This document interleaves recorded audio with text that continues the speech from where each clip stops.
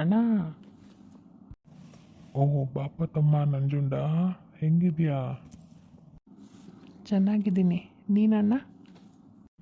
ಹ್ಞೂ. ಶ್ರೀಕಂಠ ಬಂದಿಲ್ವಾ? ಶ್ರೀಕಂಠಣ್ಣನ ಗೊತ್ತಲ್ಲ, ಯಾವಾಗಲೂ ಆಶ್ರಮ. ಹ್ಞೂ ಹೌದು. ವಿಶಾಲಾಕ್ಷಿ ಸತ್ತ ಮೇಲೆ ಮತ್ತೆ ಮದುವೆನೂ ಮಾಡ್ಕೊಂಡಿಲ್ಲ, ಮಕ್ಕಳು ಇಲ್ಲ. ಹ್ಞೂ. ಎಲ್ಲೂ ಬರಲ್ಲ ಹೋಗಲ್ಲ. ಹೋಗ್ಲಿ ಬಿಡು. ನಿನ್ನ ಹೆಂಡ್ತಿ ಬಂದಿಲ್ವಾ ವಿಮ್ಲಾ? ಇಲ್ಲ ಇಲ್ಲ. ಅತ್ತಿಗೆ? ಶರ್ವಾಣಿ, ಶರ್ವಾಣಿ. ಓ, ಚೆನ್ನಾಗಿದ್ದೀರಾ ತಮ್ಮರೇ? ಹ್ಞೂ ಹ್ಞೂ ಅತ್ತಿಗೆ. ರೀ, ನಾನು ಒಳಗಿರ್ತೀನಿ. ಹಾಗೆ ಏನಾದರೂ ತಿನ್ನೋಕ್ಕೆ ಕುಡಿಯೋಕ್ಕೆ ತೊಗೊಂಬ. ಹ್ಞೂ. ಬಾರೋ ಕೂತ್ಕೋ ಬಾ. ಏನಣ್ಣ, ಆರಾಮಾಗಿ ಕೂತ್ಬಿಟ್ಟಿದ್ದೆ ಇವತ್ತು ಮನೆಯಲ್ಲಿ? ಹ್ಞೂ, ಗೊತ್ತಲ್ವ ಸರ್ಕಾರಿ ನೌಕರಿ ಹೆಂಗೆ ಅಂತ. ಅದು ನಂದು ಆಹಾರ ಇಲಾಖೆ ಅಲ್ವಾ, ನಡೆಯುತ್ತೆ. ಅಷ್ಟೇನು ಕೆಲಸ ಏನಿರಲ್ಲ. ಇಲ್ಲೊಂದು ಸಲ ಅಲ್ಲೊಂದು ಸಲ ಇರೋದಷ್ಟೆ. ಇನ್ನೇನು ಮಾಡೋದಪ್ಪ, ಬಿಡೋಕ್ಕಂತೂ ಆಗಲ್ವಲ್ಲ. ಆದರೂ ನಮ್ಮ ಅತ್ತಿಗೆ ಚೆನ್ನಾಗಿದ್ದಾಳೆ. ನಮ್ಮಣ್ಣ ಅದೃಷ್ಟ. ಅದು ಎರಡು ಮದುವೆ ಬಡ್ಡಿಕೆಗೆ. ನನ್ನ ಹೆಂಡ್ತಿನೂ ಇದ್ದಾಳೆ, ಮೆಲ್ಗಂಡವಳು. ಥೂ. ಏನಪ್ಪ ಆ ಕಡೆ ತಿರ್ಕೊಂಡು ಏನು ಯೋಚನೆ ಮಾಡ್ತಾ ಇದೆಯಾ? ಹಾಂ ಏನಿಲ್ಲಪ್ಪ, ಏನಿಲ್ಲ, ಸುಮ್ಮನೆ ಹಾಗೆ ಕೂತಿದ್ದೆ ಅಷ್ಟೆ, ಮನೆ ನೋಡ್ತಾ ಇದ್ದೆ. ಏನು ವಿಷಯ ನಂಜುಂಡ, ಏನು ಬಂದಿದ್ದು? ಅದು ಏನಿಲ್ಲ ಅಣ್ಣ. ಏನು ಕಾರಣ ಇದ್ರೇ ಬರಬೇಕಾ? ಸುಮ್ಮನೆ ಹಾಗೆ ಮಕ್ಕಳನ್ನ ನೋಡೋಣ ಅಂತ. ಎಲ್ಲವರು ಮಿಠಾಯಿ ತಂದಿದ್ದೀನಿ ಅವ್ರಿಗೋಸ್ಕರ.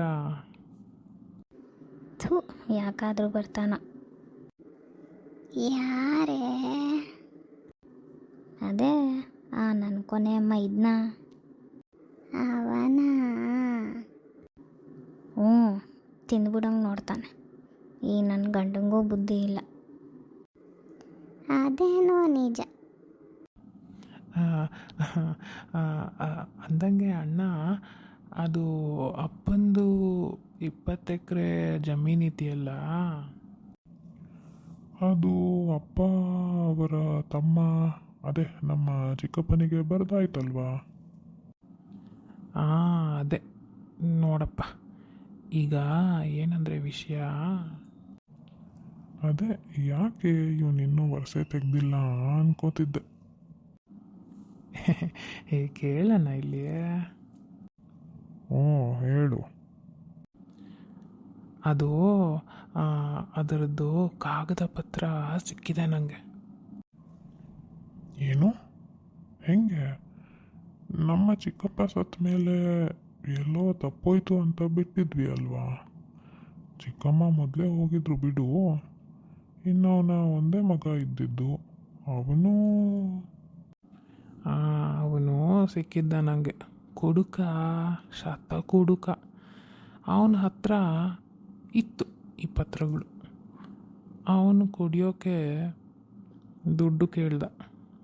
ನಾನು ಹಾಗೆ ಕೊಡ್ತೀನಾ, ಏನಾದರೂ ಅಡು ಇದೆಯಪ್ಪ ಅಂತ ಕೇಳಿದೆ. ಆಗ ಅವನು ಈ ಪತ್ರಗಳು ಕೊಟ್ಟ. ದಂಗಾಗ್ಬಿಟ್ಟೆ. ನಾನು 40 ರೂಪಾಯಿ ಕೊಟ್ಟು ಈಸ್ಕೊಂಬಿಟ್ಟೆ. ಓ ಹಾಗೆ. ಮತ್ತೆ ಈಗ? ಇದರಲ್ಲಿ ನಿಂಗೆ ಏನಾದರೂ ಬೇಕಪ್ಪ? ಇಲ್ಲ ಅಂದರೆ ನಾನು ಇಟ್ಕೊಂಬಿಡ್ತೀನಿ. ಶ್ರೀಕಂಠ ಅಣ್ಣ ಬೇಡ ಅಂದಾಯಿತು. ನಾನು ಮೊದಲು ಆ ಜಮೀನು ಕೇಳಿದ್ದೆ ಅಪ್ಪನಿಗೆ, ಆದರೆ ಅಪ್ಪ ಅದನ್ನು ನನಗೆ ಕೊಟ್ಟಿಲ್ಲ. ನಾನು ನಮ್ಮ ಅಮ್ಮನಿಗೆ ಮೋಸ ಮಾಡಿದ ಅಪ್ಪ ಎದುರು ಮಾತಾಡಿದೆ ಅಂತ. ಆ ಸಿಟ್ಟಲ್ಲಿ ಜಮೀನನ್ನು ಅವನು ತಮ್ಮನ ಹೆಸರಲ್ಲಿ ಮಾಡ್ದ ನಮ್ಮಪ್ಪ.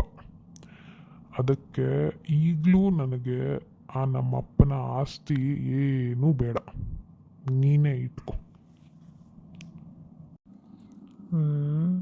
ಮತ್ತು ಇವನೇನು ಮಾಡ್ದ? ಇವನು ಎರಡನೇ ಮದುವೆನೇ ಆದ. ಏನೇ ಆಗಲಿ ಈ ಆಸ್ತಿ ನನಗೆ ಬಂತು. ಏನು ಯೋಚನೆ ಮಾಡ್ತಾ ಇದೆಯೋ ಮತ್ತೆ? ಮತ್ತು ಆದರೆ ಮುಂದೆ ನಿನ್ನ ಮಕ್ಕಳು ಇದಕ್ಕೆ ಬರಬಾರ್ದು.